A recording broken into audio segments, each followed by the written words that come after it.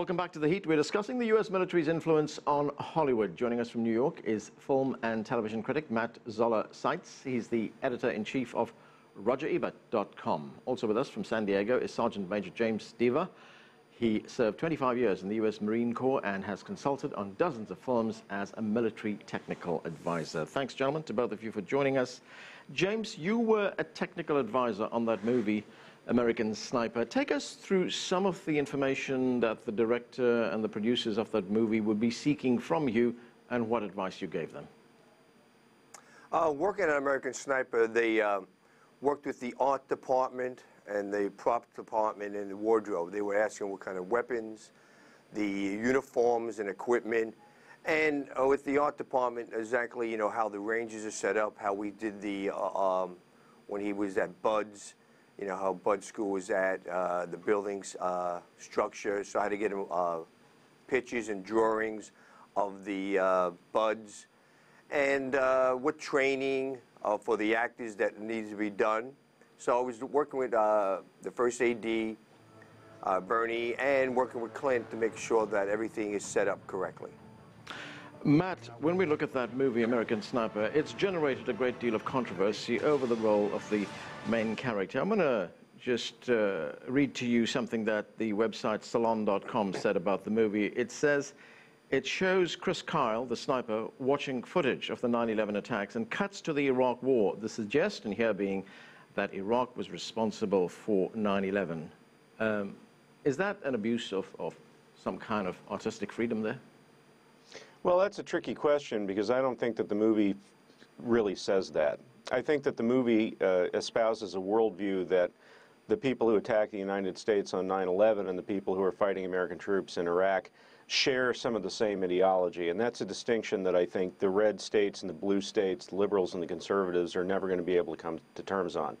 So I would disagree with that. I don't think the movie is saying the people in Iraq are responsible for 9/11. I think that's a misreading of the film. But I do think that it espouses a view that the war on terror is essentially a just war that has to be won by any means necessary, and that's something where you can certainly argue about the details of it or about the general tenor of it, and pretty stridently, as people have done. James, would you be asked for information on that, the sort of content, the script content on things like, putting this footage of 9/11 just before showing footage of Iraq? Yeah, it didn't. To me, it showed that when he saw that, it meant that, there's enemies out there that are against the United States. It wasn't like, oh, the Iraqis are the only bad guys. No, it just shows that his honor and commitment to the Navy and what he wanted to be, a SEAL. It showed me his commitment. Matt, should the military, the Pentagon, be involved in the making of a movie in any way? Well, I think ideally it would be, well, in an ideal world, it would be nice if the military were there to provide assistance within reason to films that are on a military theme, just to ensure accuracy, not to control the message. But the problem is the military often does control the message while pretending that that's not what they're doing. And I can give you a number of quick examples of that. I'm working on a book about the films of Oliver Stone, who has a number of movies that are about war, specifically the Vietnam War, and he was never able to get military assistance for any of these movies because they said that his movies were, quote, inaccurate, by which they meant the soldiers cursed too much, they took drugs, there were incidents of fragging and other unpleasant behavior, and they didn't want that. And I know people who've worked in this field as military advisors, and it's a kind of a tricky thing, but you can often tell a filmmaker, your movie is not accurate, we're not going to help you make it, when what they actually mean is it makes the military look bad. Clint Eastwood, who we're talking about right now, made a movie called Heartbreak Ridge, which was denied assistance by the Marines, even though it's ultimately a very positive portrait of the Marine Corps, on the grounds that there was too much profanity in a movie about Marines. Well, that's correct. I worked on that in Heartbreak Ridge when I was a Marine, a gunnery sergeant, and the Marine Corps supported that movie, and two, they got to see a cut of it after it was completed, and it was too much cursing, and they didn't like the way the Marines were portrayed, so they took out they pulled away from it. But the movie was completed already because it was all shot on Camp Pendleton in Puerto Rico. Oh, so they asked to have to take their names off it, basically. Exactly, that's what happened. What happened was when P.X. Kelly, the Commandant of the Marine Corps, saw a version of it, he says, we're not going to have our name on that movie. But it was already completed at that time. You're right. Yeah. Matt, let's look at another movie. That's the movie Zero Dark 30, another controversial movie because of the way it portrays torture. The message in that movie, according to some critics, is that torture works, that torture worked in this regard because it helped us capture and kill and trace Osama bin Laden. We know that to be false because a U.S. Senate report told us that that is not true. What do you make of that? Well, again, that's something where I think the film doesn't necessarily send the same message to everybody who watches it. From what I took away from that movie, because Catherine Bigelow, who made it, is not really a gung-ho, rah-rah sort of, on-message person, was that torture was an ugly fact of life in the post-9/11 era. And I actually argued about this with Stone when I was interviewing from the new book. He hates the movie. He thinks it does say that torture works. And I said, well, the information that they get that actually does lead them to bin Laden doesn't come from torture, but it comes from the one time that they decide to be nice to this guy that they have been torturing. And he said, well, of course, that's also part of the torture, which I think is actually something that you can't deny. So that's, but again, we're talking about two different worldviews here that are never going to meet. You're never going to convince somebody who thinks that torture is an ugly necessity of war and a fact of war that it never works. And I always feel that that's the wrong thing to be arguing about. I think that the point should be that torture is morally wrong and we shouldn't do it. Whether or not it's effective is completely beside the point, and I'm not really interested in talking about that. If it's wrong and we shouldn't do it. End of discussion. But that's just me. Point is, if she's not that gung-ho person that you describe her as, why did she have anything to do with the Pentagon in the first place? Well, she wanted to produce a film of a certain scope. But I think if you actually look at what the images in that film are saying, it's a much more ambivalent portrait of the action that's described in that film, and it does show us behaving like monsters. In order to catch a monster, we became monsters. I think that's the message of the film, and I think American Sniper is not the one-dimensional sort of jingoistic film that a lot of its critics have made it out to be, which is not to say that it doesn't have something to say to people who watch Fox News Channel and think that all of the talking points of the Bush administration were basically correct.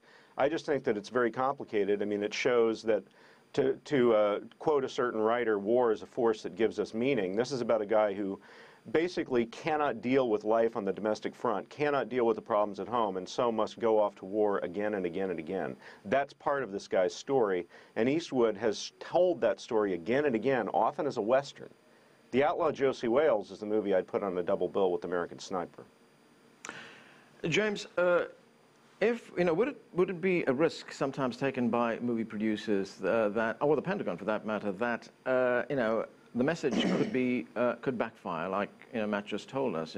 For instance, at least Zero Dark 30 portrays Americans as monsters. I mean, that is not the message that the Pentagon would want to convey.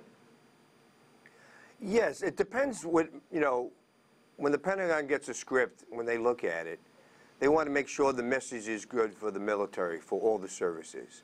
And that's why American Sniper, Clint Eastwood, I don't even think he asked for for DOD assistance on that one.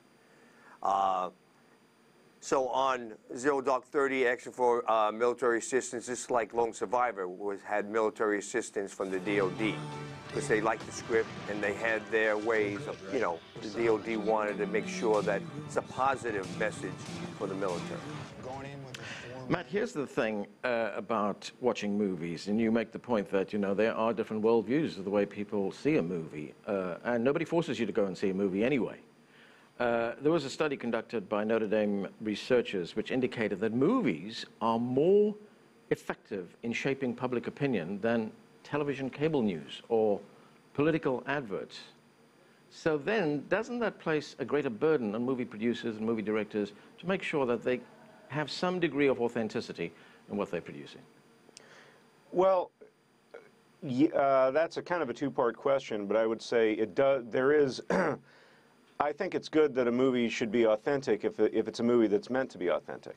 If it's a movie that's meant to be pure fantasy, such as the Transformers franchise, which I understand had the full cooperation of the United States military, and they're that's about giant robots fighting in cities. I mean, there's nothing positive or negative to say about U.S. foreign policy in that film. It's a fantasy, but it does portray soldiers as cool, tanks and planes and helicopters as awesome. So why wouldn't the military want to participate in that? That's the same reason that they participated in Top Gun.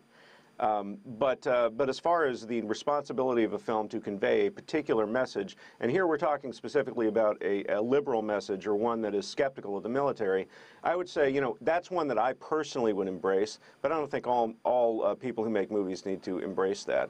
The movies like Sergeant York were not particularly skeptical of the military or the necessity of war, and Hollywood has made many films, some of them great films, that are not skeptical of that.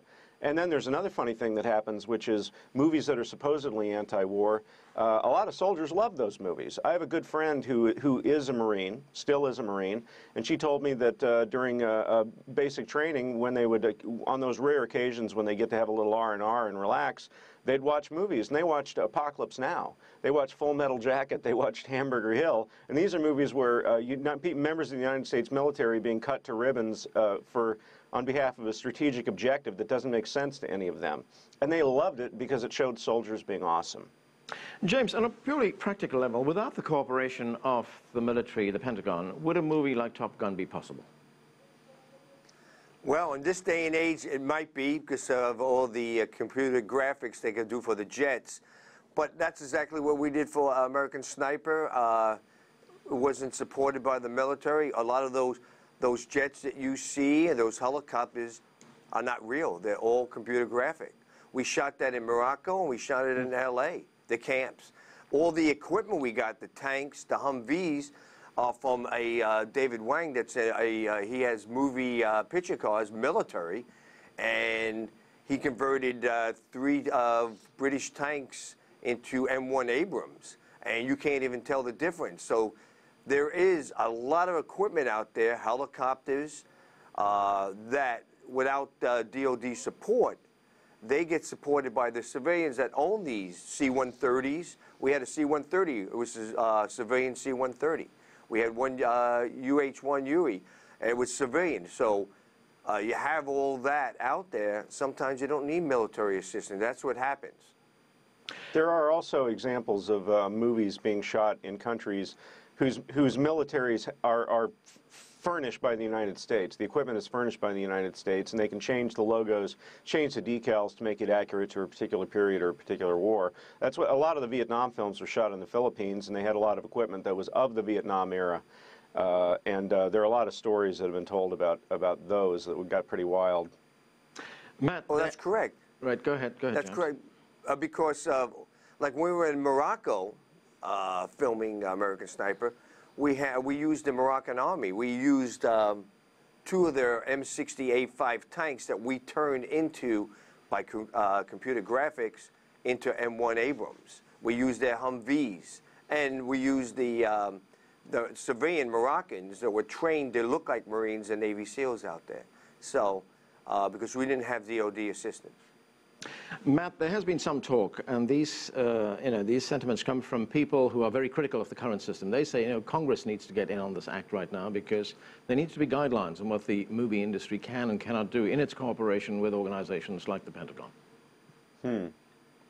Well, it'd be nice if there was some uniform set of guidelines that could be used to determine whether deciding to cooperate with the production was really an issue of safety and accuracy, or if it was an ideological decision designed to protect the image of whatever military branch is featured in the film. But I just don't think that's going to happen. I really don't. I mean, I think that the motion picture, the participation of the military in the motion picture industry has been an important fact of life in Hollywood since the beginning of Hollywood. It's never going to change. And the military wants to look good. The military wants to look good in the same way that a movie star wants to look good. And the only time that that's going to change is if all of a sudden the United States military decides, it would be great if we confronted the mistakes and blunders and moral wrongs in our past. And I just don't see that happening. I don't see that happening at all. That's not what the military does. It's not part of the military temperament for the most part. Military historians maybe, but not the active military. Okay, gentlemen, we're going to have to leave it there. Thanks for joining us. Now, in a poll conducted by cctv-america, we asked, does Hollywood accurately portray issues facing veterans? So far, 45% voted no, 38% said they try, but not really, and 10% said yes. And I just want to make the point that this was not a scientific poll. Keep your answers coming in, though, at cctv-america.com. I'm Arlen Dido in Washington, D.C. Thanks for being with us.